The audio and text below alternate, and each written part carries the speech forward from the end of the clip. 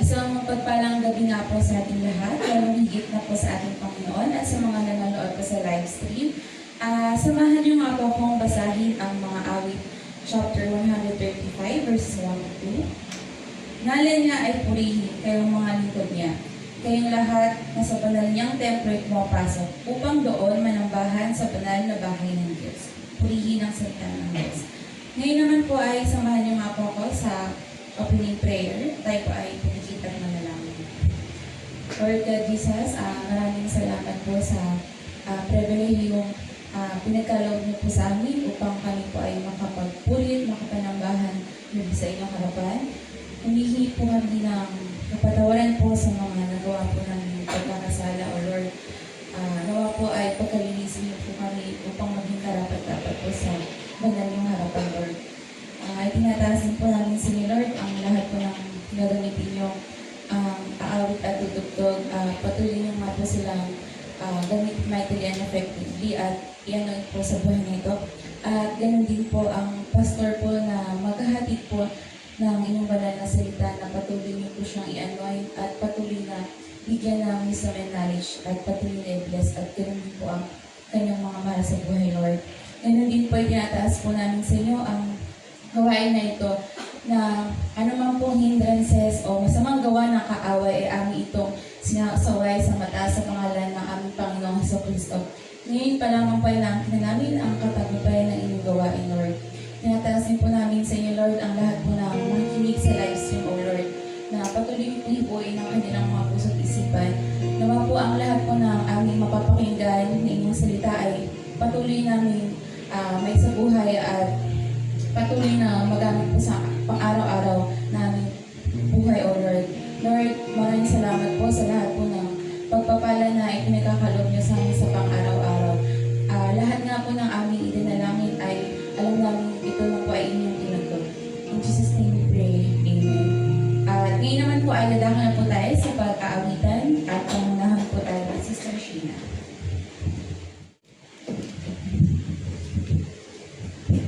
Tayo po ay umawit na sa ating Panginoon, bigay po natin ang ating todo-todong pagpupuri sa ating Panginoon sa gabi ito. Uwitin po natin ang todo bigay.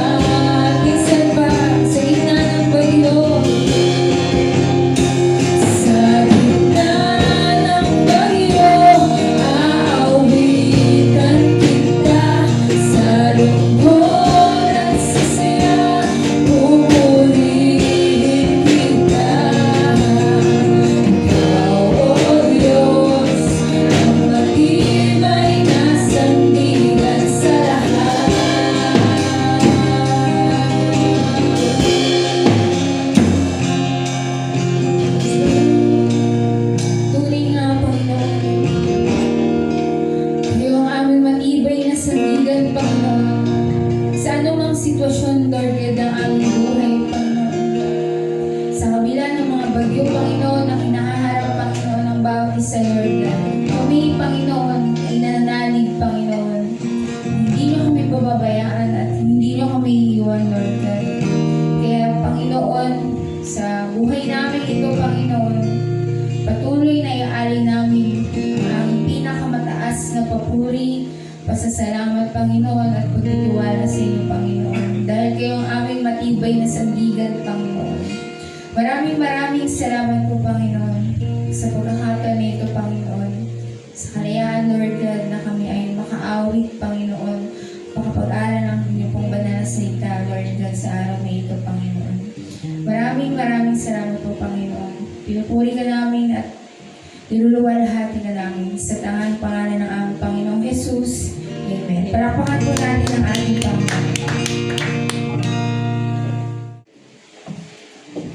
Ngayon naman po ay ihandal natin ating mga puso't isipan sa pagkinig at pag-aaral ng salita ng Diyos na ihatid po ni Pastor Edwin.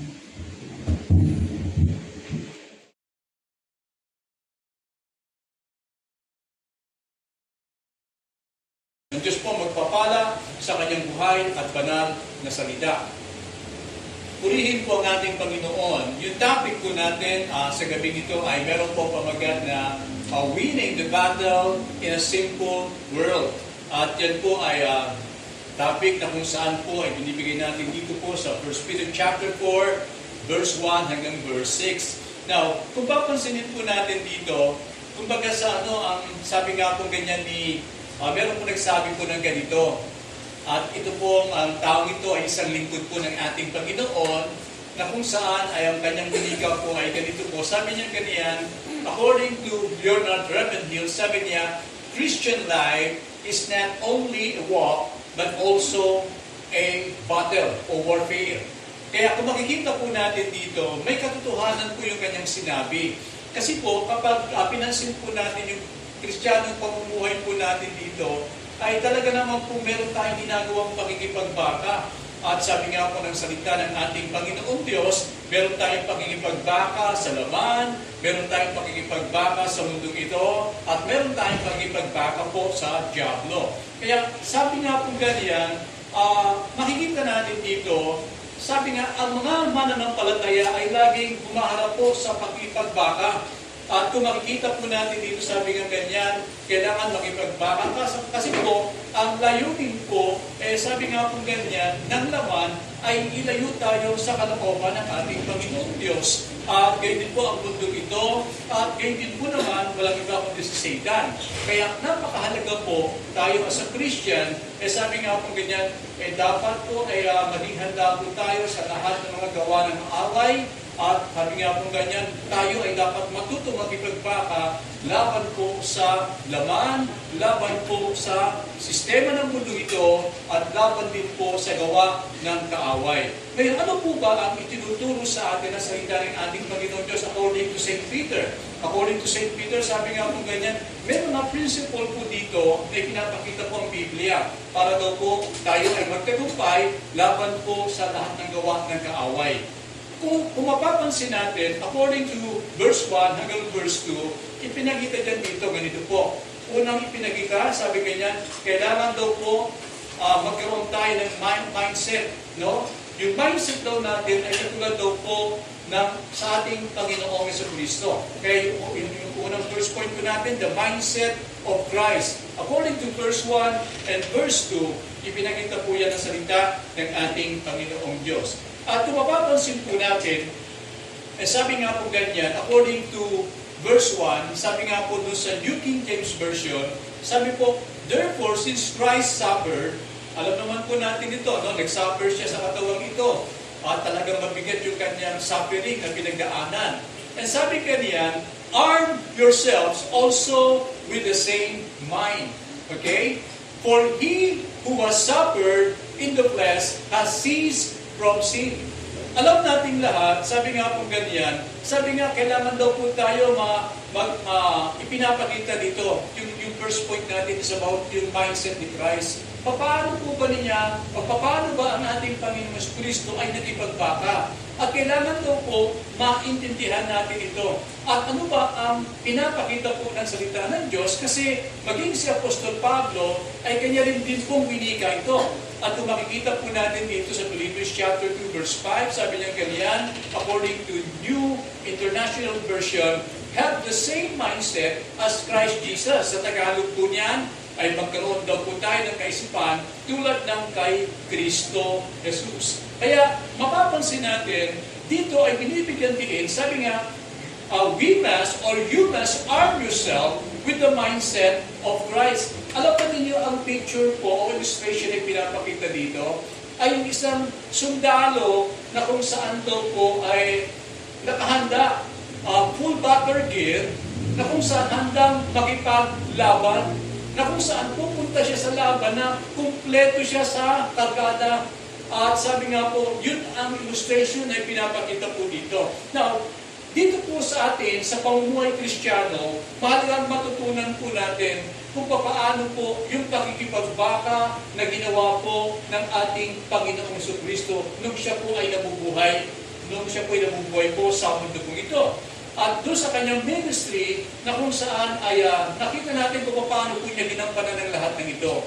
Sabi nga po ganyan, una dapat maintindihan po natin ay ganito po. Yung the way of Christ, yung pamamaraan po na ipinakita po ni Kristo.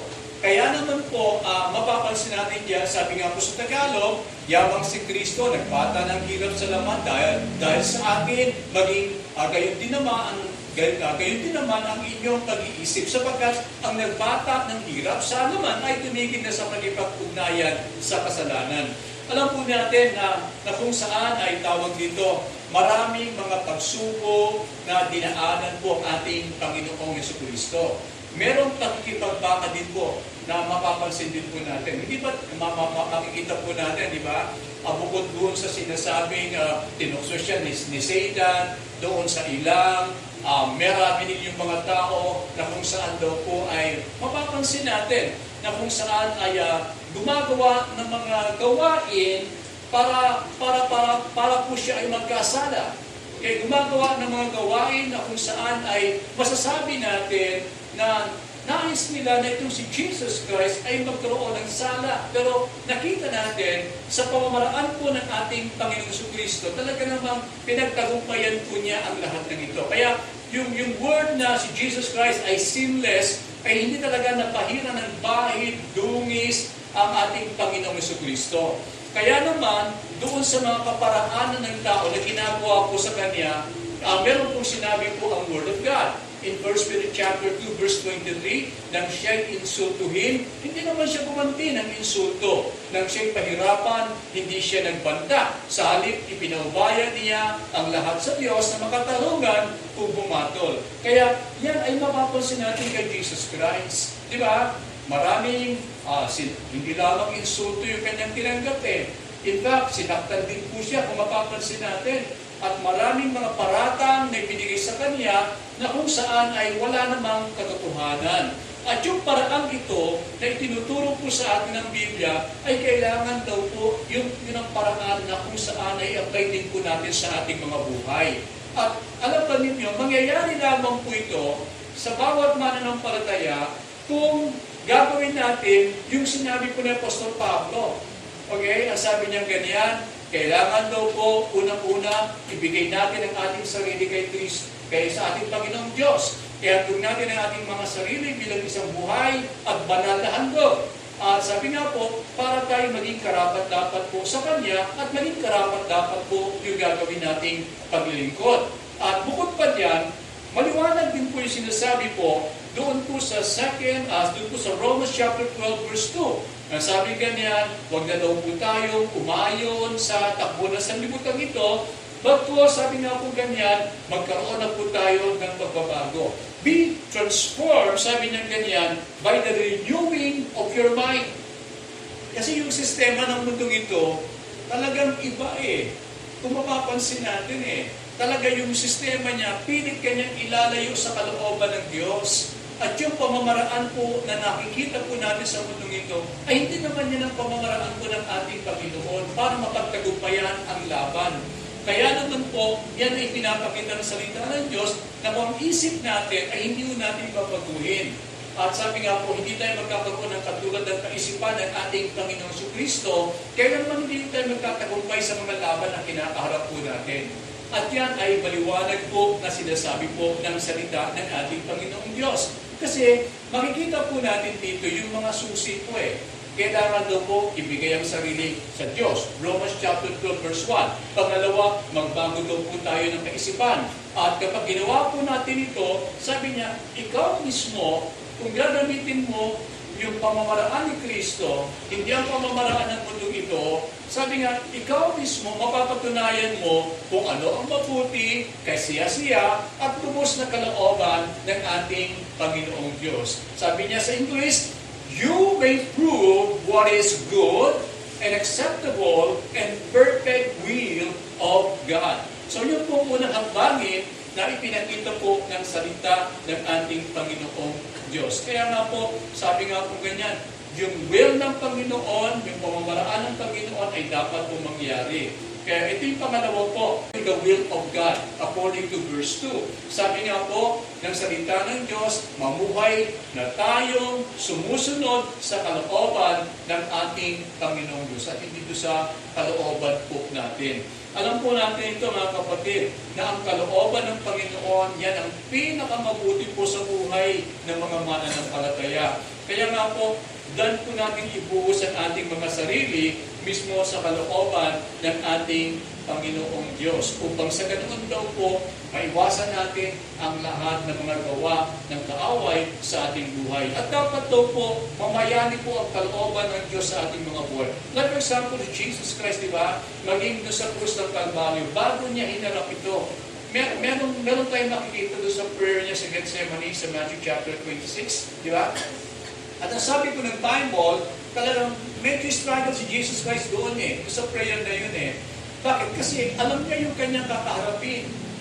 Pero mapapansin natin, doon sa kanyang pinitingong salita, is not my will, but your will be done, ay isang bagay na nagpapakita na si Jesucristo ay talagang ang layunin niya sa buhay na ito ay ganapin ang kalooban ng Panginoong Diyos. Alam niyo, ayon sa pag-aaral, sabi nga po ng mga Bible scholar, walang inaksaya si Kristo Jesus na oras, panahon, lahat ng kanyang galaw according to God's will. Okay? Kaya yung makikita natin dito, kung tayo ay lalakad ayon sa kalooban ng Panginoong Diyos, magtatagumpay po tayo sa buhay nating ito. Lagi nating tandaan, katulad nga po ng sinabi po ni Moses, in Psalm chapter 90 verse 10, sabi po sa Bible, sabi niya, 70 years, according to New Living Translation, 70 years are given to us. Kasi kung makikita natin kadalasan, di ba, mapapansin natin, in fact, sa World Health Organization, talaga naman yung lifespan average ng tao ay 70 Kaya kung titingnan natin, ayos sa pag-aaral niyan. Kasi marami pong hindi umaabot talaga ng 70. At tama lang yung sinasabi ng Bible, di ba? Sabi niya, 70 years are given to us, ibinigay sa atin yan ng Diyos. Now, some even live to 80. Ang iba tumalampas po ng 70, nagiging 80 daw po. But even in the best years are filled with pain and trouble. Kaya ito makikita natin yung sa mga senior, di ba? Pag umabot na po sila ng 70 pataas, umabot ng 80, ang buhay daw po nila ay puno daw po ng pain at ng trouble. Sa ibang translation, kalungkutan ang pinakita rito. No, sorrow. Alam niyo kung bakit? Talaga nang makikita natin sa buhay ng mga senior, iba po Bakit po? Kasi kung makikita natin, di ba, ang hirap na nilang gumalaw, di ba? Makita na marami na silang nararamdaman sa kanilang mga katawan. At yung iba, maintenance na di ba? Nagte-take na ng mga gamot. At bukod pa diyan, sabi nga po ganyan, hindi na nila kaya magdala ng mga suliranin at mga problema sa buhay. Kaya ako lagi ko pinapayuhan po ang kabataan na huwag nilang i-share yung inyong mga problema sa mga matatanda ninyo kasi mga lolo at lola o kapag yung magulang ninyo may edad na kasi sa totoo lang, hindi na nila kaya magdala ng ganyang klase ng mga mabigat na problema. Okay? At kung mapapansin natin, talaga namang mabigat yung nagiging kanilang kalagayan po sa buhay nito. Pero sa totoo lang, they were legend. Bakit? Kasi talagang umabot sila sa ganung edad. At nakita natin, nagtagumpay sila sa buhay. At kung makikita natin yung kanilang nilakaran, ay talaga namang hindi biro. Di ba? Kasi maraming mga tao hindi umaabot po sa ganung edad. At kaya makikita natin dito, sabi nga po ngayon, tayo as a Christian, mahalaga, life is sure, at yan naman talaga sila sabi sa Bible, so dapat gawin natin ang kalooban ng ating Panginoong Diyos. Kaya naman po, according to St. Paul, sabi niya, Ephesians chapter 5, verse 15-16, kaya maging maingat kayo sa inyong paglakad, huwag tulad ng mga mangmang, kundi gaya ng mga marurunong, na sinasamantala, take note the word, sinasamantala ang panahon, redeeming the time, sapagkat ang araw daw po ay masama. For the days is evil. Kaya yun ang pinapakita po ng Word of God dito. Samantalayin natin ang bawat pagkakataon. Kumbaga, as a Christian, gawin natin yung will ni Lord. At wag na po yung puntos na, eto dapat kong gawin. Tapos minsan namimili pa tayo. Eto ba, gagawin ko ito? Okay, dadalo ba ako ng gawain o hindi ako dadalo ng gawain?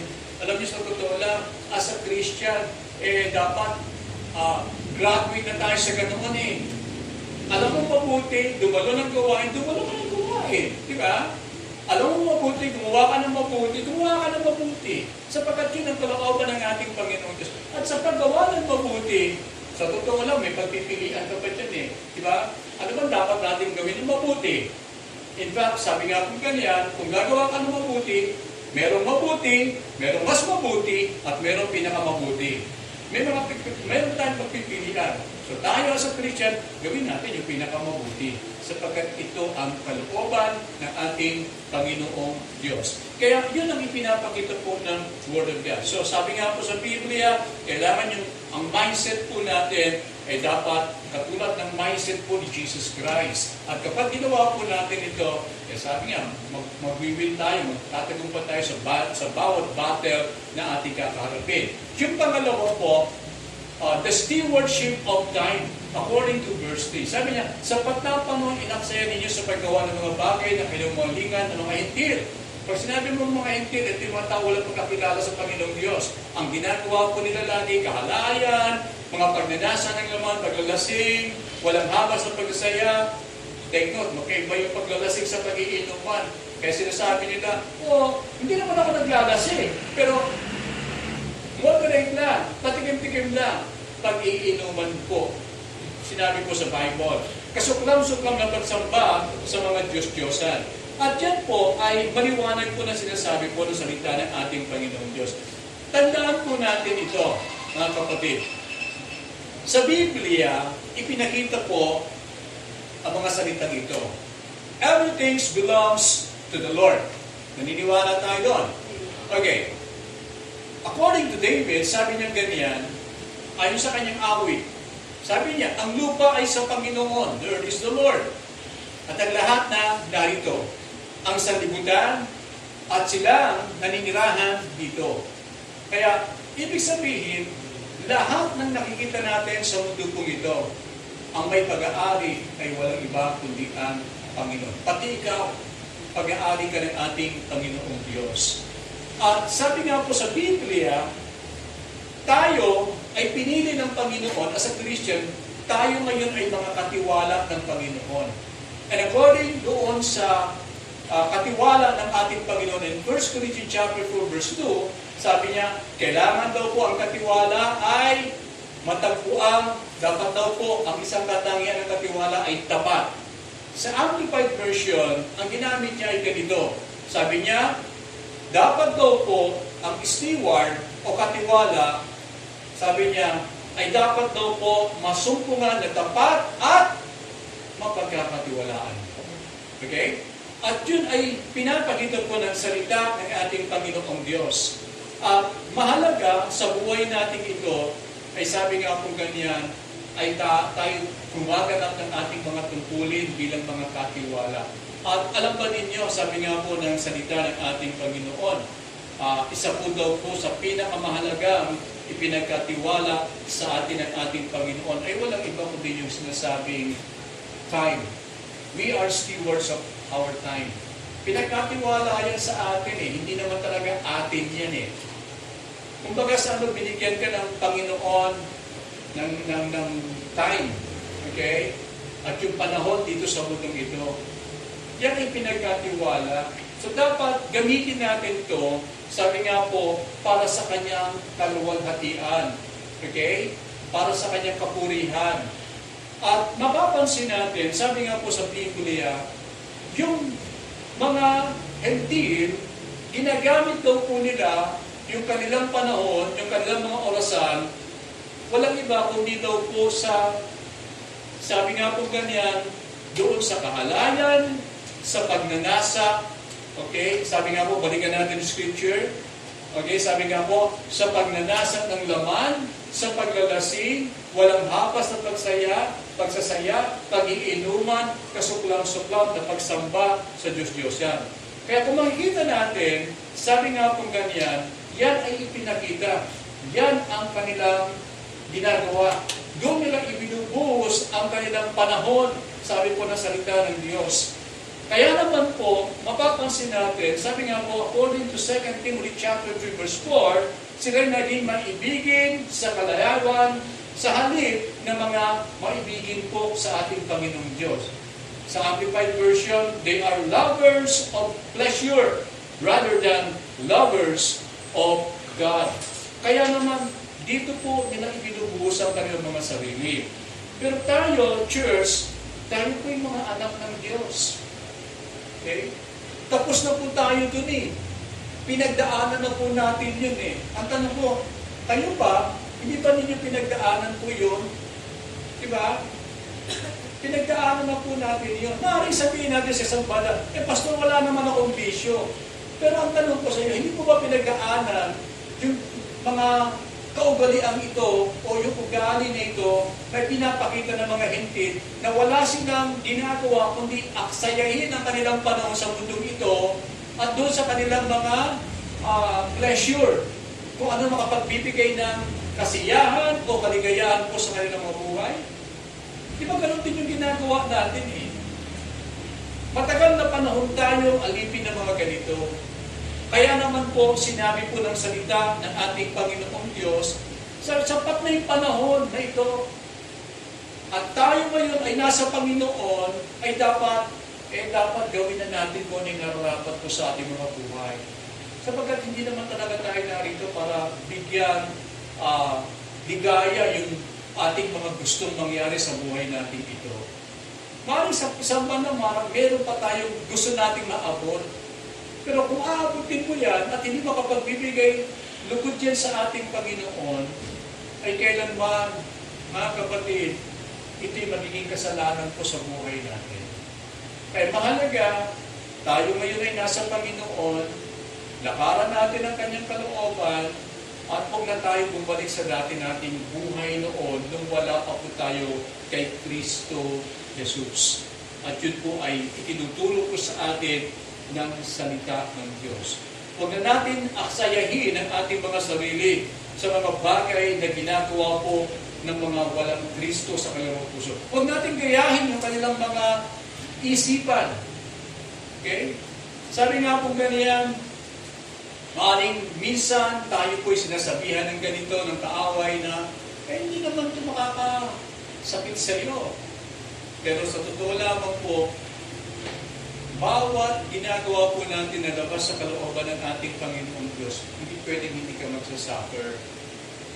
Sabi nga nila, kasalanan ay masarap gawin. Pero lagi natin nakakalimutan na meron itong kabayaran. Merong pagbabayad lagi po dito. Sabi nga po, ang banal na Espiritu Santo, ang Holy Spirit, ang ating Panginoong Diyos, ay lagi pong nangungusap sa atin na huwag na po nating aksayain ang ating panahon po sa mga sinful ways o yung mga makasalanang gawain. At yan po sinasabi po ng Word of God. Now, pagdating naman po sa pangatlo, ipinakita dito, point 3, the judgment of mankind. Verse 4 to verse 5, at sabi po, nagtataka nga sila kung bakit hindi na kayo sumasama ngayon sa kanilang magulong pamumuhay. Kaya't kayo'y kinukutya nila. Ngunit mananagot sila sa Diyos na handa humatol sa mga buhay at mga patay. Now, tingnan natin. The world judges Christian in two ways. Paano kaya hinahatulan ng mga tao, yung mga walang Kristo, ang mga Kristiyano? Alam po ninyo, meron po tayong makikita dito. Unang-una po, they will be surprised, unang-una, and offended. Magugulat sila, masusupresa. At sabi nga, masasaktan. Ano, bakit po? Dahil daw po that you no longer join them in the same plot of debauchery. Alam po ninyo, debauchery, sabi nga po dito, yung word daw po ito, and sabi nga po ganyan, it means, sabi nga, refers to the habitual, unrestrained. Ibig sabihin, walang tigil po yan. Talagang makikita niyo, habitual, laging ginagawa po yan. Indulgence, sabi nga po ganyan. No? The word indulgence, sabi nga po, pagbibigay hilig daw po. Saan daw po? In sensual pleasure, hilig ng laman, sexual immorality, o mga sexual na immoralidad na gawain. At sabi nga po ganyan, at sila nagiging mabangis pa ng uncontrolled behavior. Kaya yan ay hindi nila mapipigilan sa kanilang pag-uugali. At yan ay talagang nakikita natin sa mga taong walang Kristo. Okay? At ito ang puntos po dito. Kaya sabi ganyan, makikita natin, unang-una sabi nga po ganyan, masusurpresa sila nung maging Kristiyano po kayo. Bakit? Kasi po, sabi nga po ganyan, hindi na kayo sumasama ngayon sa kanilang mga marunuming gawain. Nalala ko tuloy na ako po yung born again. Sabi nga po kasi marami kaming barkada, isang basketball team po kami. Kasama ko si Pastor Romy dyan. Sa yung pinakano namin, leader, nung ako po ay wala pa kami sa kay Lord. Lalo naman yung si Pastor Romy. Alam mo ninyo, may mga nagsabi po sa amin ng ganito. Sabi niya, kaya nagkawatak-watak yung grupo natin dahil sa inyo. Kasi alam mo ninyo mga kapatid, ang ibangan po namin, kung ako po ay wala pa sa Panginoon, ay mag-inuman at magkwentuhan lagi ng mga kwento hindi nakapagbibigay po sa ating Panginoon. Siyempre, nung maging Christian na kami, ayaw na namin kami ayaw na namin ng mga ganung mga topic. Kaya sabi na nagagalit sila, kumbaga sa pinipilit kami, mag-inuman tayo, halika, kwentuhan tayo. Kumbaga sa iba na yung natin, lakad natin nung tayo po ay nabay Kristo. Kaya naman po, sabi nila ganyan, dahil sa inyo, sabi niya, nagkawatak-watak tayo. Yun ang talagang makikita niya, nasasaktan sila. Okay? Unang sorpresa at nasaktan kasi hindi na kayo sumasama ngayon sa kanila.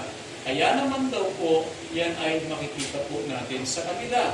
Okay? At pangalawa, ipinakita diyan, they malign you, and the word malign, it means, sabi nga po sa Greek word, is blasphemy. No? The word blasphemy, kapag tingnan po natin yan, binasa natin kanina, aagitustahin nila kayo. Okay? Lalapastanganin nila kayo. Sabi ganyan, ito pong word na ito, it is used here for hateful, slanderous, degrading speech, verbal abuse against Christian. Kaya kung makikita natin dyan, di ba? Mga masasakit na pananalita, pang-alipusta, paglapastangan, na kung saan ay gagawin nila sa mga mananampalataya. At yan ay hindi nawawala, mga kapatid, pagdating ko sa mga puntos na ganyan. Ako, naniniwala ko, kayo, nakatanggap po kayo ng ganyan nung kayo maging Christian. Pero ba dito hindi nakatanggap? Okay? Tatanggap kayo. Hindi nawawala po yan. Natural po yan. No? Naalala ko, nung maging Christian ako pinuntahan ako ng pare doon sa aming community. Tapos, sinabihan yung nanay ko, anong ginawa mo sa anak mo? Kasi naging Kristiyano ako naalala ko, naging choir member po ako doon sa kanilang parokya. At maging Christian ako, ayaw ko nang pumasok sa noon. At yun nga po, bukod pa diyan, may mga salita na hindi tama tayong natatanggap kung tayo po ay maging Kristiyano na. At yan talaga ay talagang nangyayari po sa atin. Na ang tanong lamang po ay ganito, paano natin haharapin ito mga kapatid ko? Okay. Lagi natin tandaan, according to St. Paul, sabi niya, lahat daw po na nagnanais mamuhay ng matuwid bilang tagasunod ni Kristo, talagang dadamis talaga ng pag-uusig. Hindi pwedeng hindi. Okay? At gayon po naman, sinabi ko rin po ni Apostle Juan, according to John chapter 15 verse 20, alalahanin ninyo ang sinabi kong ito, walang alipin higit kaysa kanyang Panginoon. Kung ako'y inuusig nila, sabi ni Kristo, uusigin din nila kayo. Pero huwag kayo magtaka. Talagang mayroong pag-uusig na mangyayari. At ang sabi nga po doon sa salita ng Panginoon, according to verse 21, lahat ng ito'y gagawin nila sa inyo dahil, kanina daw po, dahil kay Kristo. Sapagkat hindi nila kilala ang nagsugo sa akin. So, ibig sabihin, kung ito pala ay ginawa kay Kristo, inalipusta siya, pinagsalita na hindi magaganda, ay gagawin din po sa atin ito. Mararanasan din po natin ito. Hindi yung mga apostles, tumanggap po sila ng ganito eh. Wala naman yata ang Kristiyano, ewan ko, no? Pero sa tanang buhay ko, as a Christian, wala akong nakita Kristiyano na hindi dumaan sa ganitong pangyayari. Okay? Dumadaan talaga. Now, tanong, how should you respond when the world maligns you? Ano ba? Ginarit ka, kinutya ka, pinagsalita ka ng hindi magaganda. Ano magiging tugon mo sa kanila? Pero sabi nga po dito, ang payo sa atin, do not give up the battle. Huwag kang sumuko. Ano bang laban ang pinagdadaanan mo, huwag kang susuko. Do not fight with fire.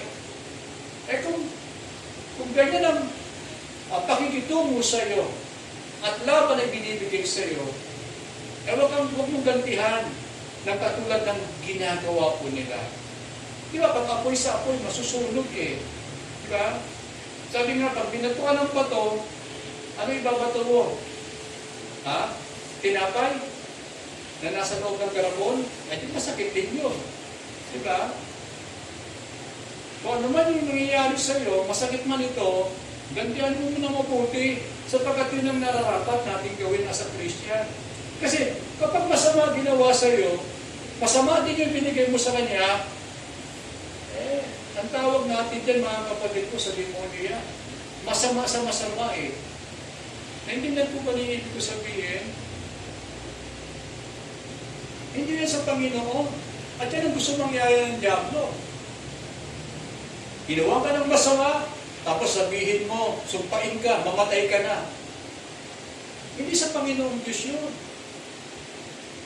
At ang umiiral sa atin, kapag gano'n ang binalik natin sa kanila, ay sa demonyo din.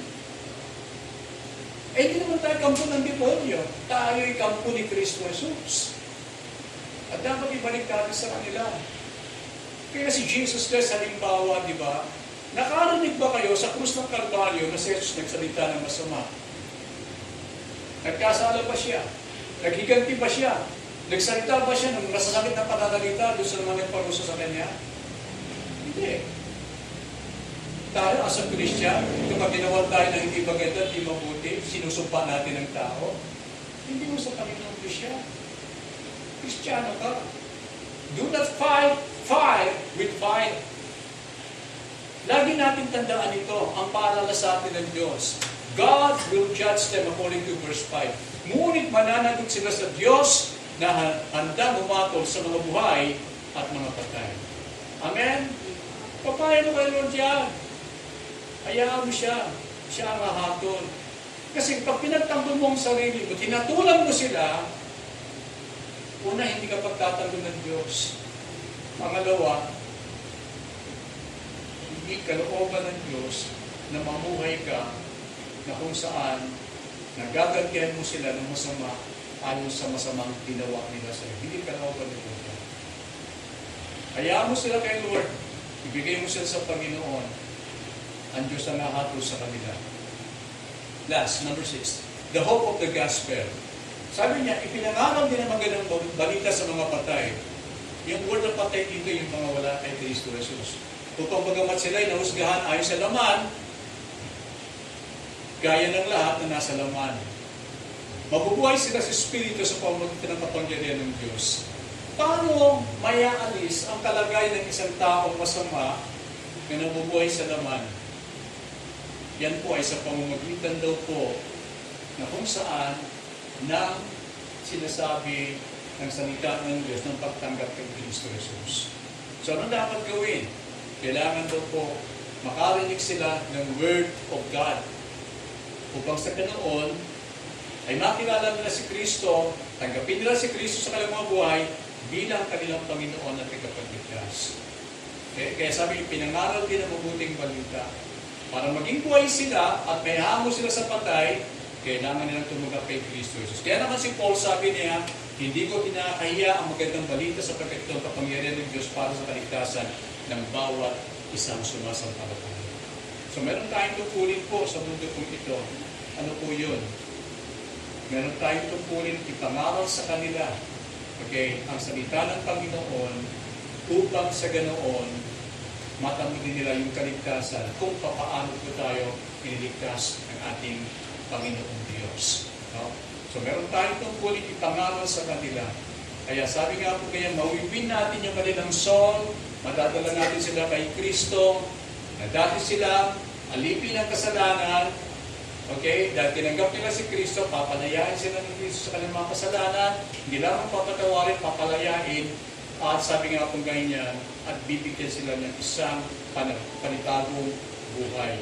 Kaya sabi nga po ganyan, ang mabuting balita ito, sabi ganyan, hindi niya kinakayat sapagkat ito daw po ang kapangyarihan ng Diyos para sa kaligtasan ng bawat sumasampalataya. Yun ang sinasabi ng Biblia. Pag tinanggap nila si Kristo mula sa mga patay, mabubuhay sila sa pamamagitan ng kapangyarihan ng ating Panginoon Diyos. Kaya dito pa lamang ipinapakita ng Panginoon. Si Jesus, napagtagumpayan niya ang laban ito, at sino mong sumasampalataya sa Kanya, mapagtatagumpayan din po niya ang laban niya sa mundong ito, sa kanyang sarili, at sa lahat ng gawa ng tao. Tayo po'y manalangin po sa Panginoon. O Diyos, kami po ay nagpupuri at nagpapasalamat sa gabing ito sa iyong kabutihan po sa amin. Salamat, Panginoong Diyos, sapagkat ibinabahagi mo sa amin kung paano kami magtatagumpay po, Lord, sa mundo po ito, sa aming sarili, at sa lahat ng gawa ng kaaway. Piling namin, O Diyos, na kami maarmasan, Panginoon, at lagi mo kami paalalahanan at turuan upang sa ganun mangibabaw lagi ang iyong kalooban, ang iyong kapangyarihan sa aming mga buhay. Sapagkat mas makapangyarihan, O Diyos, ang tinanggap namin sa buhay na ito, walang iba kundi ikaw lamang, kaysa dito sa mga kinakaharap naming mga laban. Kaya patnubayan niyo po kami, O Diyos, ng iyong banal na Espiritu Santo, marami pong salamat, upang sa bawat laban na aming susurugin ay magtagumpay po kami. Kasabay nito, yung mga kapatid namin, mayroong karamdaman, ay aming itinataas po sa iyo, Father God. I pray, God, for your healing touch be upon their lives, Lord. And I pray, Father God, and I declare, by the stripe of the Lord Jesus Christ and by His blood, they were healed in Jesus' name. Maging sa aming mga kahilingang panalangin, Panginoong Diyos, alam namin, Ikaw ang aming Jehovah Jireh, magkakaloob sa aming Panginoon. Kaya naman, maraming po salamat sapagkat alam namin na minsan pa, O Diyos, ay hindi na pong pinagkaloob ang aming mga prayer requests. At katulad na yung sinabi, kapag kami sumampalataya, na aming itong natanggap, tunay matatanggap na po namin. Igawad niyo po ang bendisyon pagpapala sa bawat isa o pagpalain po ninyo ang inyong mga anak at ingatan ang kanilang buhay, pagpalain po sa bayan at iligtas, pagpalain din po ang kabuhayan, trabaho, negosyo. Ibuhos mo sa ganang pagpapala, sukat walang kalagyan, amin pong tinatanggap ang lahat ng ito na merong pananampalataya at pagmamahal sa iyo. O sumayin niyo pag-ibig ni Kristo Jesus, ang kapangyarihan ng Diyos Ama at ang pag-ibag-isa sa banal na Espiritu Santo. In Jesus' name we pray. Amen. God bless you.